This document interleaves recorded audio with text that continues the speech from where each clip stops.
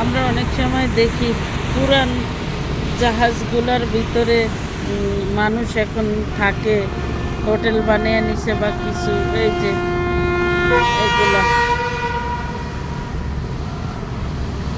এই যেগুলার ভিতরে রুমই করে হোটেল করে নিছে। আর পোস্তখোলার ব্রিজের নিচে দিয়ে আমাদের লঞ্চ চলে যাচ্ছে। পোস্তখোলার ব্রিজ, আর ব্রিজের উপরে লোকজন হাইটা এপার থেকে ওপার যাচ্ছে।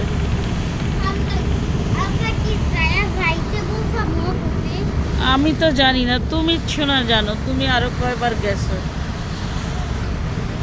আমাদের আগে আগে তো আরো চাঁদপুরের রিয়াল লঞ্চ যাইতেছে। চলো নাস্তা করে নি এবার। এই আমাদের কেবিন, আমাদের কেবিনে টিভি আছে, ফ্যান আছে, ডেকোর করা আছে কি সুন্দর। এই কেবিন ডবল কেবিন। এই যে আছি, কামরুনাফা আছে আমাদের সাথে। আব্দুল্লাহ, তুমি আসছো, বলো না কোথায় যাচ্ছ তুমি? হ্যাঁ, আপনারাও আসেন আমার দাদার বাড়ি, মানে তোমার বাড়ি এটা। হ্যাঁ, তোমার বাড়িতে তো।